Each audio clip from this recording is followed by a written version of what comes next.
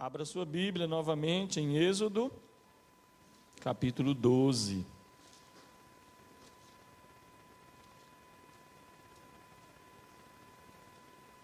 Aleluia, glória a Deus. Amém. O título da minha mensagem é Jesus, a nossa Páscoa. Ele é a nossa Páscoa. Nos idos de 1200, 1300 depois de Cristo, ou Anno Domini, que é o ano do nosso Senhor, a igreja romana, a igreja da época, ela instituiu a chamada Semana Santa, ou Quaresma, ou a Páscoa do nosso Senhor Jesus Cristo, segundo alguns preceitos que eles decidiram fazer. Quais eram esses preceitos? A maioria das igrejas, das denominações que praticavam esse preceito, o praticavam durante 6 semanas, algumas durante 7 semanas. Durante essas semanas, eles tinham que fazer no mínimo 3 dias de jejum. Jejum sem comer nada. E na véspera da Páscoa tinham que fazer 40 horas de jejum. Jejum sem comer nada. Esse período foi diminuindo. E hoje comemora-se a Quaresma, mas a Semana Santa é só realmente uma semana. E o jejum é só na sexta-feira. Não é isso? Sexta-feira é o dia de jejum. Depois desse período, a igreja romana, ela incrementou um jejum de carne vermelha. Poderia-se comer peixe. E eu fui pesquisar, por que isso? Por que comer peixe? Por que ovos de Páscoa? Por que o coelhinho? Por que não o cordeiro? Por que não os pães asmos? E por que não as ervas amargosas? Então fui pesquisar. Se você tiver curiosidade, eu pesquisei no Google, o homem mais conhecido dessa terra, né, o Google. Ali na Wikipedia, você pode pesquisar, vai ter essa história lá também. E eu observei durante a história, depois desse período de 1300, que a igreja romana, ela adquiriu barcos pesqueiros. E eles pescavam bastante bacalhau. E outras espécies de peixes também. Mas o bacalhau era em grande quantidade. O bacalhau ele é muito nutritivo. Ele é como aquela farinha de banana e umas coisas que eles inventam aí, misturam, que é até oficial, tem no site do governo, para tratar as pessoas subnutridas. Já viram? Tem uma receita aí, não é? Então o bacalhau ele servia para isso também. Ele tirava a fome dos pobres. E aí o bacalhau ele era vendido baratinho, ele era subsidiado para os pobres. Hoje não é? Hoje é comida de rico. Para comer um bacalhau, meu irmão, tu tem que fazer uma economia aí de uns 3 meses. Ou mais, né? Faz uma economia de 1 ano, aí come na Semana Santa. Aí depois mais 1 ano e come, porque o bacalhau está bem caro. Mas naquela época não, era baratinho e era servido para os pobres. Mas teve uma época que ele começou a ficar um pouco mais caro. E como os barcos pertenciam à igreja, como a igreja estava lucrando com o comércio do peixe, e estava sobrando muito peixe, porque os pobres não tinham mais dinheiro, ficou caro. Então eles instituíram comer o peixe na Semana Santa. Opa, não podemos comer carne, vamos jejuar, mas aí a carne do peixe é tranquila, é boa, não faz mal, vamos comer o peixe. Então começou a sair ali dos celeiros deles o peixe que era colhido lá nos mares, né? Então nós descobrimos aí por que o peixe na Semana Santa.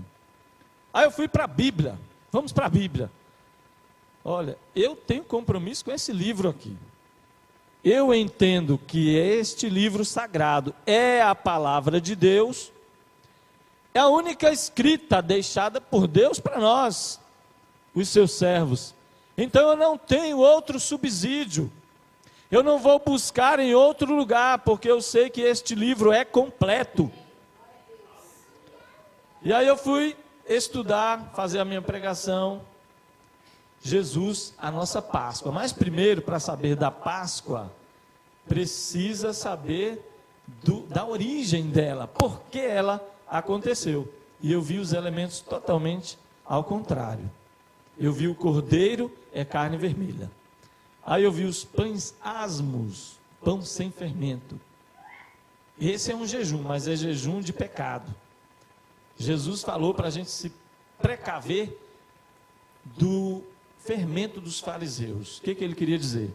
Com o costume deles, com a doutrina deles.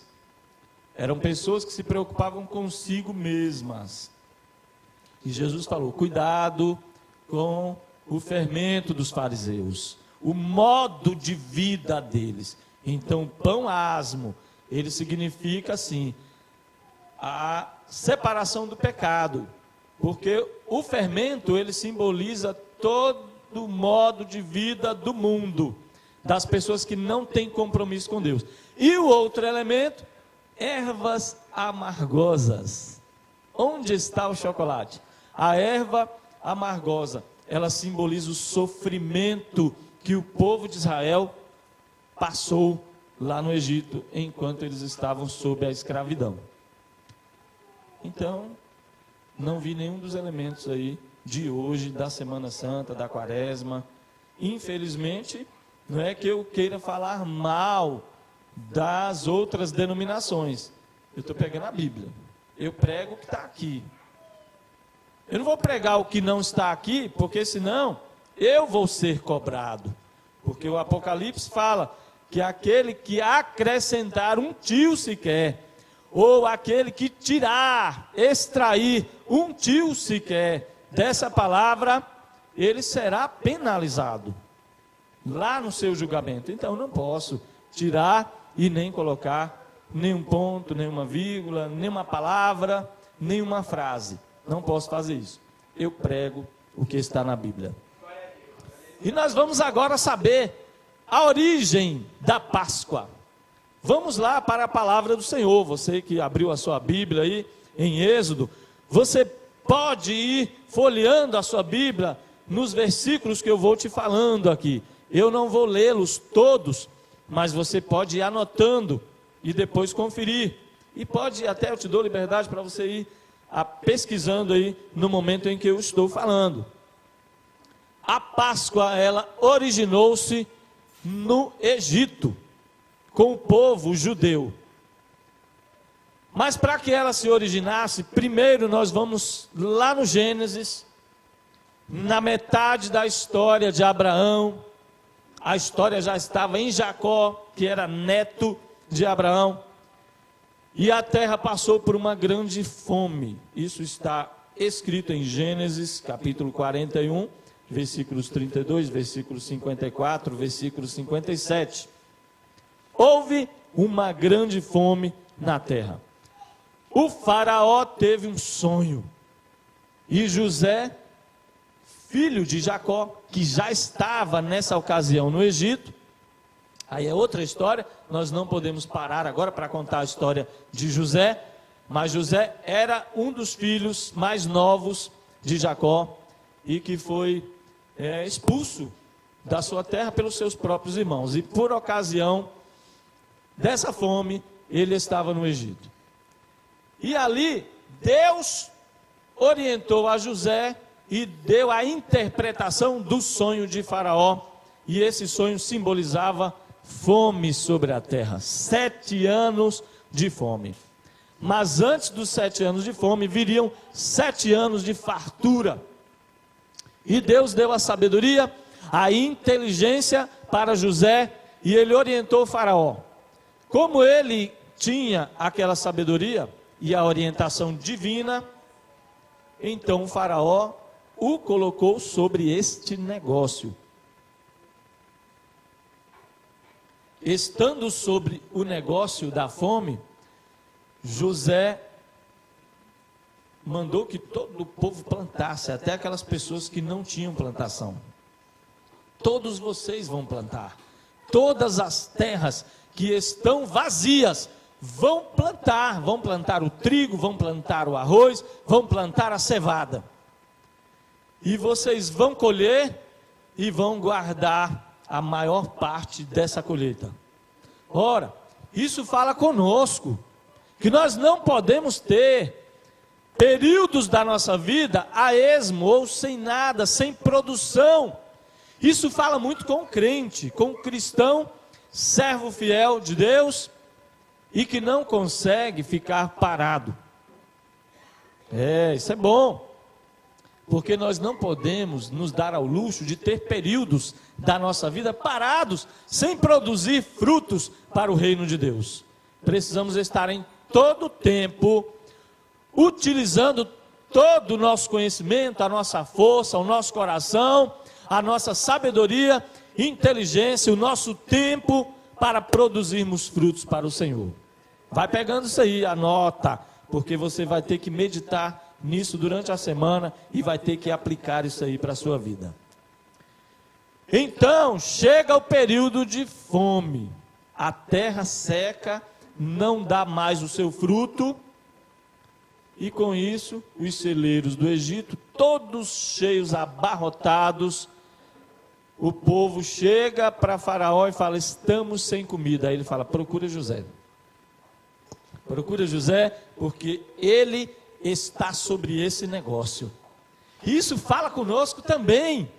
Ora, irmãos, nós somos servos de Jesus Cristo, nós somos servos do Deus Altíssimo, e nós estamos sobre o negócio de Cristo. Nós estamos sobre o negócio do reino de Deus aqui nesta terra.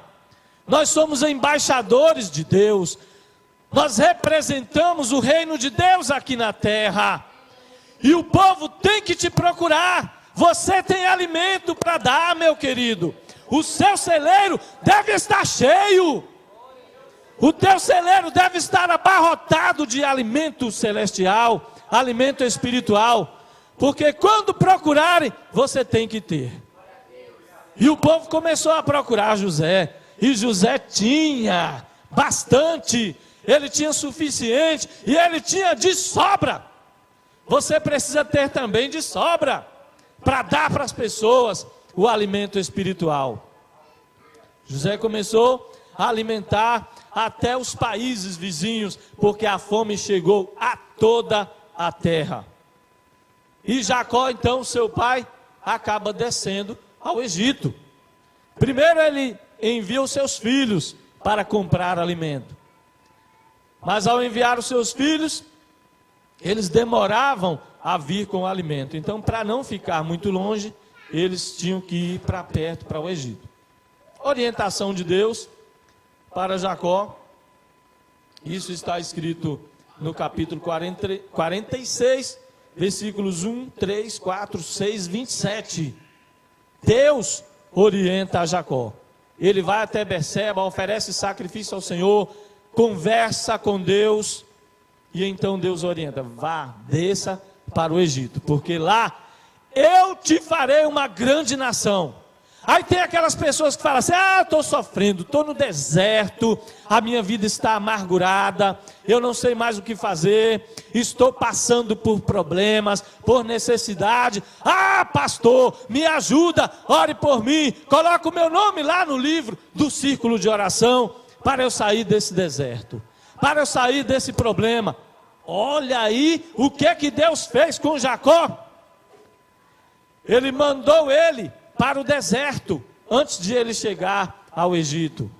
E depois ele entrou numa terra que não era sua, e passou por lutas e lutas, e foi ali que ele cresceu. Eles tinham 70 pessoas na família de Jacó quando ele desceu ao Egito. 70 pessoas. Quando eles saíram, só de homem de guerra tinha 600 mil. Fora mulheres e crianças e idosos que não podiam suportar a arma. Tinha mais de 2 milhões de pessoas e eles saíram ricos do Egito. Então não adianta você falar, o deserto vai me matar. Esses problemas vão me derrubar espiritualmente. Não, Deus usou o Egito e usou o deserto para enriquecer a Jacó, para enriquecer Israel, para tratar eles também, mas para eles saírem dali um povo vitorioso, representando a Deus e saindo com a graça do nosso Senhor, Deus poderoso Jeová, mostrando para os ímpios, para o Egito, que Deus é Deus e que Ele está sobre a vida do seu povo. Aleluia. Mas quando eles estão lá na terra do Egito, o faraó, que era amigo de José, faleceu.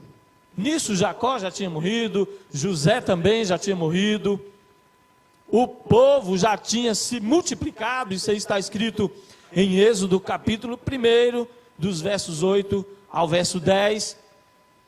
Então o outro faraó, que não conhecia José, ele observou que o povo judeu estava crescendo, e ele tomou conselho ali com os seus liderados, com os seus ministros, e ele disse assim: olha, esse povo está crescendo, vamos fazer alguma coisa, porque pode acontecer de vir uma nação contra nós, lutando, e eles se juntem a essa nação e nos massacrem. Ele não estava errado. O faraó, o rei da época, ele era um homem de guerra também. Ele deveria ser, e eram, homens estratégicos. E na sua estratégia, Faraó estava correto. O povo já era tão numeroso que se você colocasse uniforme neles, eles já iam saber que eles eram mais numerosos. E aí eles já iam subjugar o Egito. Então ele fala: vamos subjugar esse povo. Vamos colocar eles na obra civil. Vamos construir. Eles construíram 2 cidades, Ramsés e Pitom. Eles construíram cidades grandes, muito difíceis, porque na época não tinha tijolo. Tijolo é maravilhoso, né? Você está vendo aí a parede, está rebocada, mas você conhece, o tijolo é pequenininho, né? 20 por 20, o pedreiro nem tem muito trabalho, ele vai levantando de um por um, mas naquela época eram pedras enormes. E essas pedras, elas nos falam das dificuldades do povo de Israel lá no Egito. Eles foram subjugados e massacrados. Deles eram tiradas as forças que eles tinham. A comida não era muita, apesar de que era uma comida forte. Eu estava assistindo esses dias a um programa National Geographic, e eles estavam falando sobre essa época do Egito. Os pesquisadores estavam achando, encontrando algumas peças, sítios arqueológicos que mostravam que o povo que estava fabricando essas cidades, construindo, eles comiam carne de animal, porque eles precisavam ter força, energia para transportar aquelas pedras enormes. Então eles comiam melhor do que os próprios egípcios, mas eles comiam por quê? Porque tinham de trabalhar. Então às vezes o mundo subjuga os servos do Senhor, mas isso só acontece quando eles saem da vontade de Deus. Se você, meu querido irmão, sair da orientação de Deus, você vai ser subjugado pelo inimigo. Você vai sofrer as consequências de estar fora dos planos do Senhor. Não saia, portanto, dos planos do Senhor, porque aí você vai gozar para sempre de uma vida boa. Não vou dizer que você não vai ter problemas, não vai ter dificuldades, tribulações, mas você vai poder passar por todas elas com a vitória na sua mão, sabendo que Deus está fazendo aquilo ali para o seu crescimento. Só que com eles não era, porque eles já tinham começado a participar da comida dos egípcios, não a comida física, mas a comida espiritual. Os judeus, depois da morte de José, eles começaram a se misturar aos deuses dos egípcios, eles começaram a praticar as suas obras, eles começaram a praticar ritos espirituais muito distantes de Deus, coisas terríveis contra Deus. Então Deus permitiu que o mundo subjugasse. Ora, o diabo tem dois tipos de trabalho com o povo desta terra, inclusive os cristãos. Ele tem o trabalho de possessão, quando ele encontra brecha na vida de uma pessoa, e ele entra na alma, no espírito e no corpo dessa pessoa. E ele toma posse da sua mente, ele toma posse também do seu espírito, do seu corpo. Às vezes a pessoa está conversando contigo aqui, normalmente, se você for uma pessoa espiritual, você percebe que ela tem demônio. É a possessão. E a outra obra dele é a opressão. A opressão é uma força maligna que ele põe sobre a vida de qualquer pessoa, inclusive do cristão. Se ele der brecha, ele não entra, ele não toma posse do espírito daquela pessoa. E às vezes também nem do corpo físico, mas ele entra na alma da pessoa, ele fica oprimindo, colocando aquela pessoa em desespero, em medo, e ele pode fazer isso até com o cristão. Ele fez isso com o povo judeu lá no Egito. Então cuidado, meu irmão, porque se você der brecha, Deus permite que o diabo te oprima para que você aprenda. Não queira isso jamais, em nome de Jesus. Então Faraó escravizou o povo judeu, e eles estavam ali durante centenas de anos, trabalhando para os egípcios, trabalhando para Faraó. Quantos anos você trabalhou para o diabo? Quanto tempo você ficou lá fora, empregando a sua força, o seu entendimento, o seu tempo, trabalhando para o diabo? E quantas pessoas dentro das igrejas, aqui dentro é um anjo, lá fora é um desarranjo, como dizem.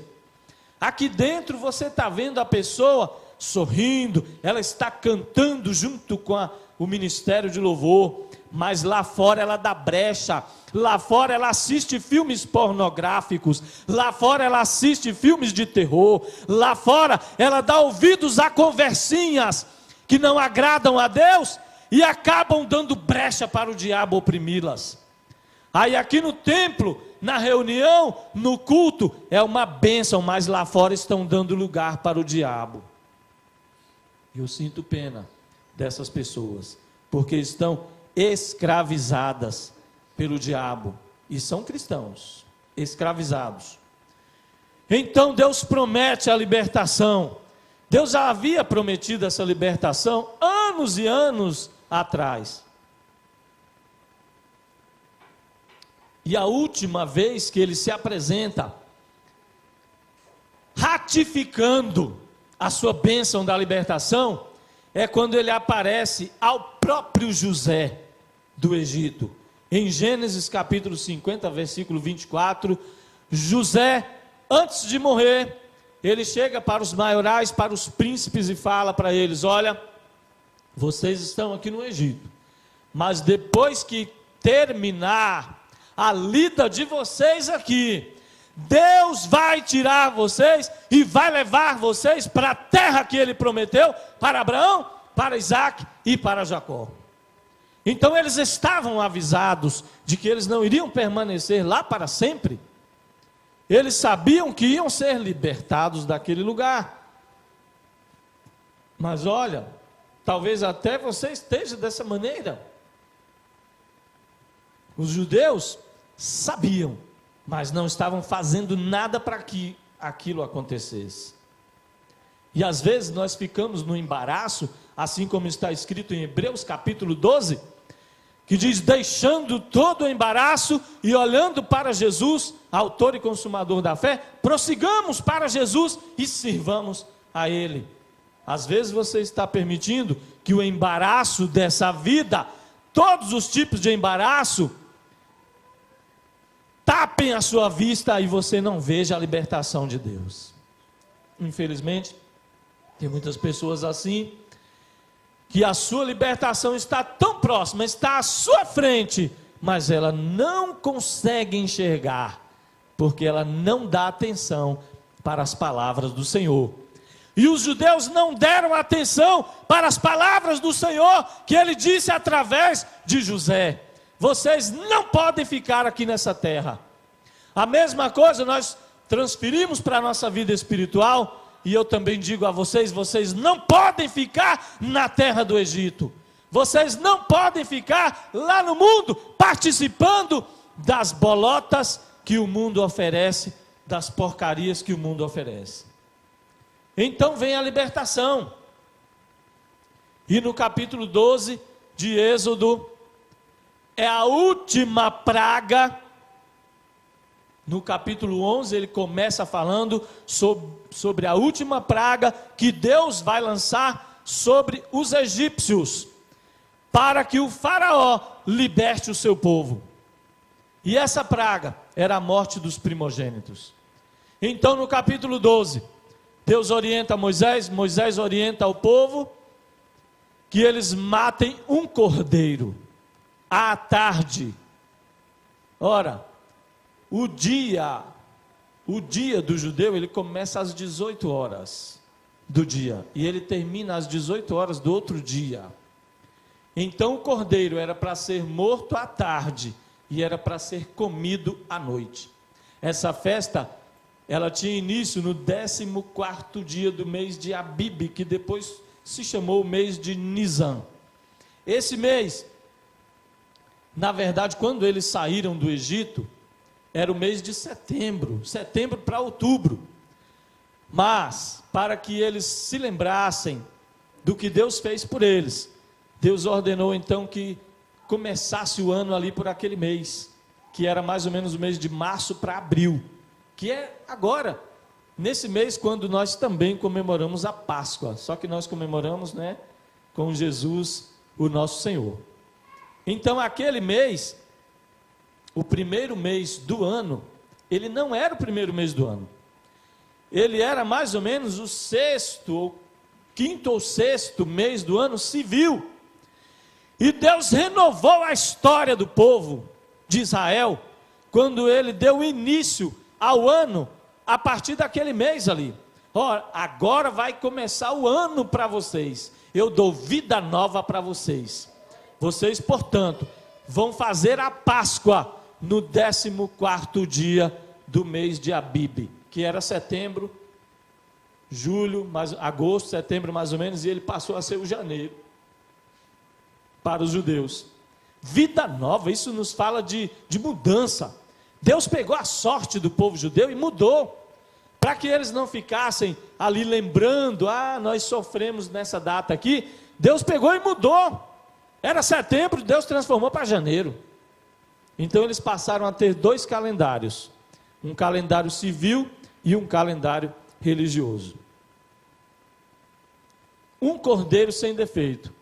E aí Deus ordena que cada família pegue no 11º dia um cordeiro da sua manada, um cordeiro sem defeito, um cordeiro sem mácula, um cordeiro de 1 ano para baixo, que era um filhote. E esse cordeiro deveria ser morto, deveria ser separada a sua carne, os seus ossos, e deveria ser assado. Provavelmente o primeiro churrasco da história, não é? Realmente ele deveria ser assado. Esse ser assado, ele também tem um simbolismo, não é à toa. Primeiro, era para obedecer uma das ordens que o Senhor Deus tinha dado já a Moisés, e tinha dado também para Adão. Na época de Adão, Deus já tinha feito isso aí. Eles não poderiam tomar ou comer o sangue de algum animal. porque o sangue é vida. E Deus falou: do sangue dos animais vocês não vão comer, porque o sangue é vida. E se eles comessem a carne cozida ou crua, ali estaria um pouco ainda de sangue cru. Por isso a carne deveria ser assada. E outro simbolismo da carne assada, trazendo para Jesus a nossa Páscoa, é que nós precisamos ser batizados com o Espírito Santo, batizados com fogo, para podermos participar da expiação, da redenção do nosso Senhor. Mas isso você vai entender um pouquinho mais à frente. O cordeiro tinha que ser sem defeito. Outro simbolismo: Jesus era santo, ele não tinha defeito, ele não tinha pecado, e ele foi imolado lá na cruz sem pecado. Ele nunca pecou, como muitas pessoas falam aí, e aparecem em alguns filmes que eles fazem aí que não são bíblicos, filmes feitos pela mentalidade desse povo meio maluco por aí, dizendo que Jesus namorou, dizendo que Jesus se casou com Maria Madalena e que ele tem filho, e aí aparece até aquele código da Vinci, que o código acaba sendo um descendente de Jesus que está vivo por aí no planeta Terra e ninguém sabe.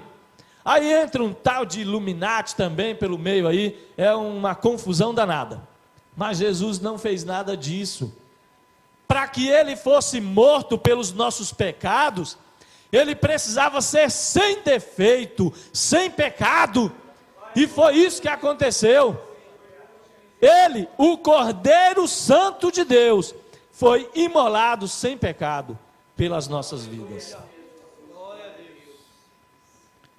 E tem ainda outro simbolismo, não apenas um simbolismo na nossa época agora da graça, mas também uma questão real, da hora que os judeus iriam sair, iam fugir do Egito.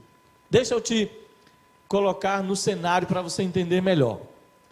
Os judeus estavam sendo libertos por Deus através de Moisés.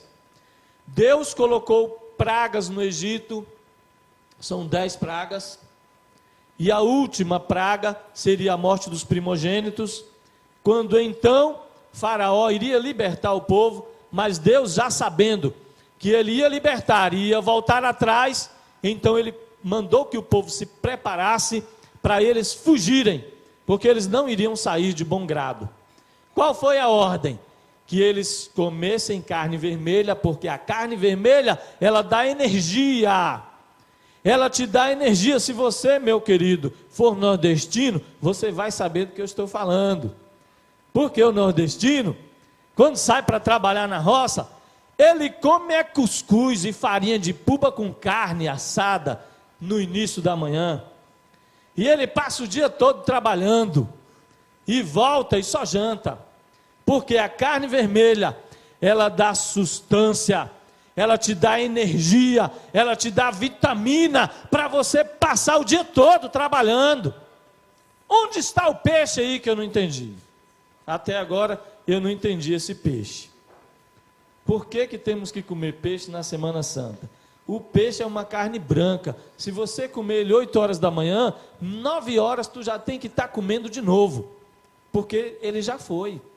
A energia dele já foi. Ele é bom para as células, né? Tem ômega 6, ômega 3 e tem um bocado aí de substâncias que ajudam no nosso organismo. Mas energia mesmo ele não dá não. E o povo ia precisar era de energia, porque eles iam fugir. E, seguindo as ordens, eles tinham que cingir-se. Cingir, meu irmão, é se vestir. Cingir os lombos é cobrir os lombos. Então, cingir o seu corpo é cobrir o seu corpo. Eles tinham que cingir-se, colocar as sandálias nos pés, e eles tinham que comer essa carne de pé. Eles não podiam sentar. Eles iam comer essa carne de pé, eles iriam estar preparados para sair. E no momento em que Deus ordenasse, era para eles saírem e fugirem. Então olha só como que era a sequência da história. E esse cordeiro morto, o seu sangue tinha que ser derramado numa bacia, e o sangue tinha que ser passado nos umbrais e na verga da porta. A porta de uma casa, ela fala de entrada. E a porta da sua casa espiritual, meu irmão, são os teus olhos, são os teus ouvidos, são os teus pensamentos, são as tuas intenções. Então você precisa passar o sangue de Jesus nas portas do teu corpo, para que a sua casa seja santificada. E o sangue daquele cordeiro passado na porta das casas dos israelitas, ele iria ser visto pelo anjo da morte. E quando o anjo da morte passasse por sobre o Egito, ele ia ver o sangue do cordeiro e ele ia passar por cima daquela casa.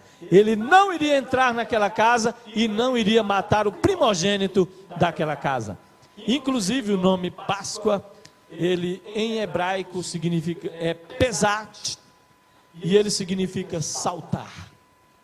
O nome Páscoa significa saltar por cima. Foi isso que o anjo fez. Quando ele via o sangue, ele pulava por cima, ele saltava por cima daquela casa.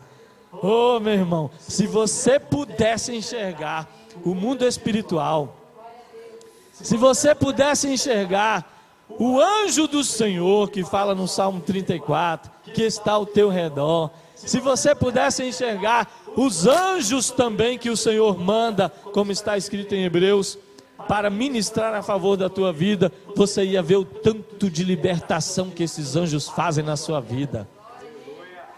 O sangue de Jesus, o Filho de Deus, ele foi passado sobre a sua vida quando você acreditou em Jesus, quando você aceitou o projeto dele para a sua vida e passou a segui-lo, tomou a decisão de servir ao Mestre Jesus.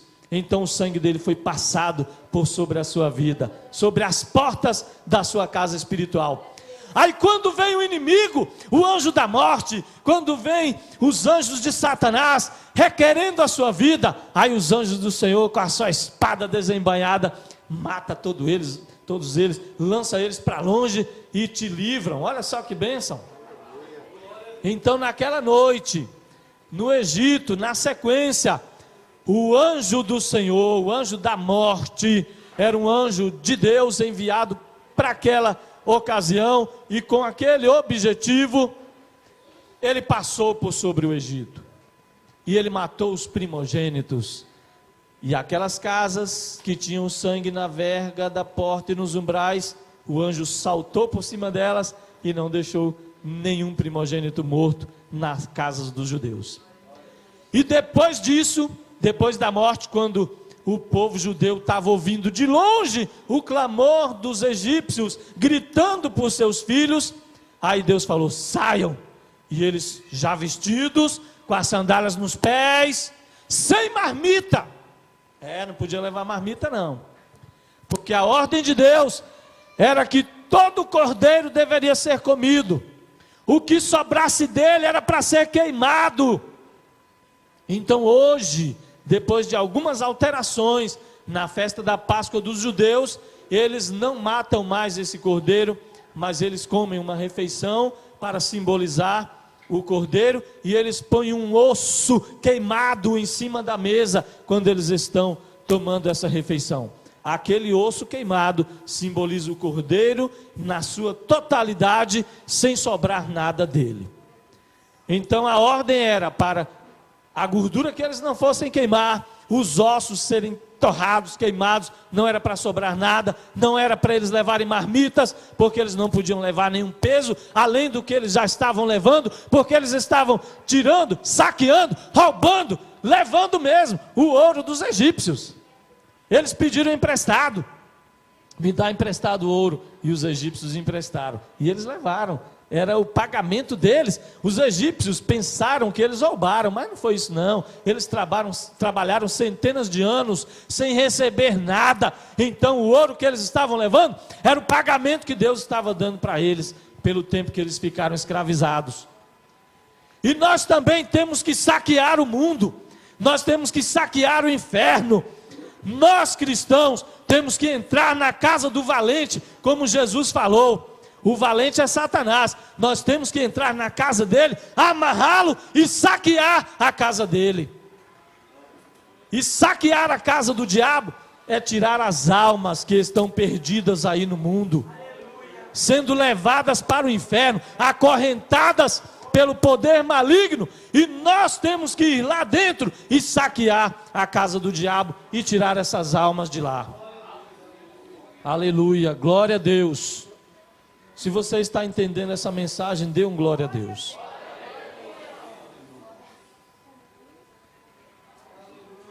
Glória a Deus. Ainda na sequência, eles deveriam comer ervas amargosas junto com o cordeiro, e eles deveriam comer também pães asmos, sem fermento. As ervas amargosas, naquela noite, naquela madrugada, elas tinham duas funções: ajudar na digestão e também tirar a fome deles no restante do dia. Depois, na comemoração da festa da Páscoa, ela tinha outro sentido. Era para lembrar do sofrimento que eles passaram lá no Egito, das centenas de anos que eles passaram lá subjugados, escravizados, trabalhando e sendo maltratados. As ervas amargosas. E os pães asmos, era para eles lembrarem que eles não podiam levar nada da doutrina dos egípcios para eles, porque quando eles fossem entrar na terra prometida, era para eles entrarem santificados, não era para eles terem nenhum costume egípcio entrando na terra prometida com eles. Deus deu essa ordenança: quando vocês entrarem na terra prometida, vocês não vão fazer amizade com os povos de lá, vocês vão servir somente a mim, ao Deus Todo-Poderoso, e vocês não vão trazer nada do Egito para cá também. O fermento, ele simboliza a doutrina do mundo, o pecado, a desgraça do mundo, tudo aquilo que o mundo adquiriu através do pecado de Adão e o afastamento de Deus. E eles não podiam levar nada do Egito, por isso eles comiam pães asmos, para simbolizar isso. Amém. Depois dessa explicação, na madrugada, eles fugiram, eles saíram do Egito. Nós temos que sair do Egito. Se tiver alguém no Egito ainda, está errado, tem alguma coisa errada. O cristão, servo de Deus, ele não deve estar no Egito. Ele tem que ter saído já do Egito com as suas práticas imundas. Ele deve estar na terra prometida, ou se não no deserto, antes de chegar na terra prometida. Mas ele não pode estar no Egito. Por isso o povo fugiu, saiu pelo deserto, apressados, mas saíram do Egito. Agora passando para Jesus. Jesus, a nossa Páscoa. Jesus foi escolhido de Deus. Lá no Antigo Testamento, Deus escolheu o dia e renovou o mês, renovou o ano dos judeus. Quando Jesus veio a essa terra, enviado de Deus, ele também trouxe o reino de Deus para esta terra, para este mundo. Ele veio e implantou o reino de Deus aqui na terra. Então ele trouxe novidade, ele renovou a terra, ele renovou os seus filhos judeus, naquele momento em que ele trouxe o reino de Deus para essa terra. Jesus foi sem defeito. João Batista o chama de o Cordeiro de Deus que tira o pecado do mundo. Aleluia.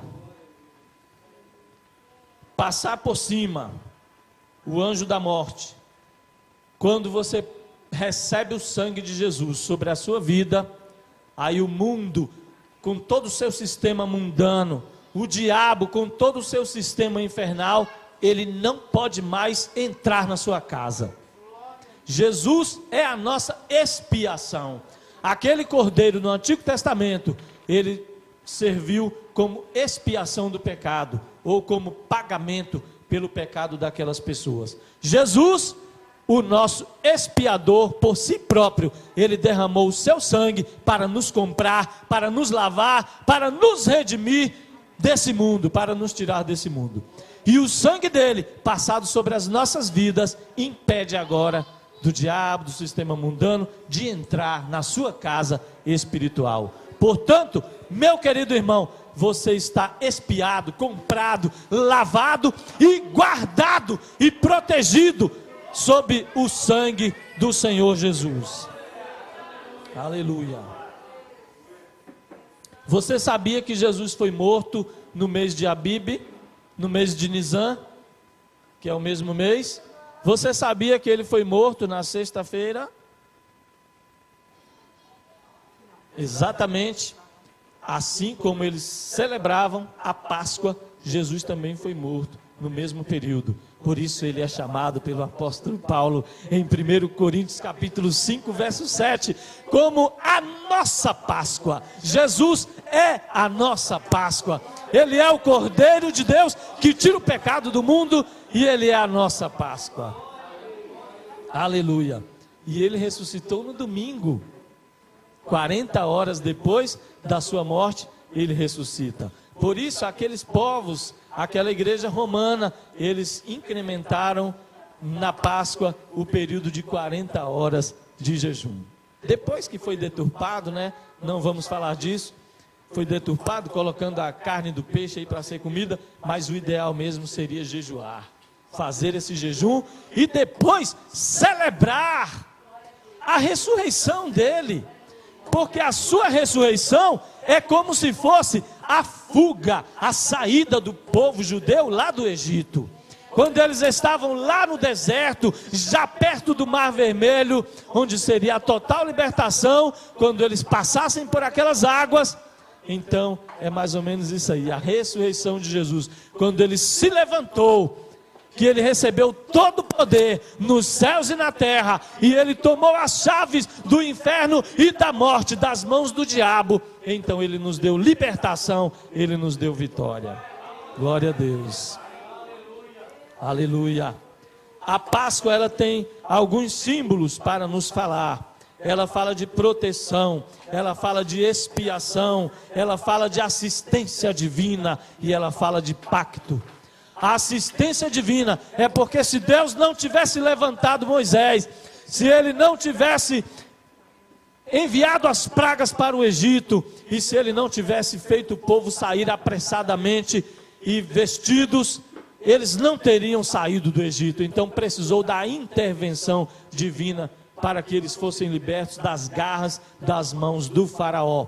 Jesus, a mesma coisa. Se Deus não tivesse enviado Jesus como Salvador, se Jesus não tivesse morrido na cruz, se Jesus não tivesse obtido a vitória sobre o inferno e sobre a morte, você não estaria aqui, não existiria igreja, não existiria povo de Deus.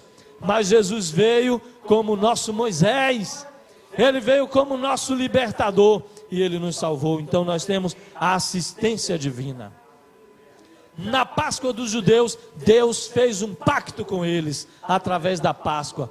Eu faço esse pacto com vocês, vocês vão lembrar disso todas as vezes que vocês celebrarem a Páscoa no mês de Abib. E também Jesus fez um pacto conosco. Vocês vão cear, vocês vão comer da minha carne, 1 Coríntios capítulo 11, aleluia, e vocês vão beber do meu sangue, e vocês vão fazer isso todas as vezes que vocês beberem e comerem em memória de mim, para lembrar que eu sou a vossa Páscoa, para lembrar que eu vim do céu para libertar vocês desse mundo de pecado. Aleluia. Então Jesus é a nossa Páscoa. Glorifica ao Senhor, dê uma salva de palmas a Ele agora, porque Ele é a nossa Páscoa.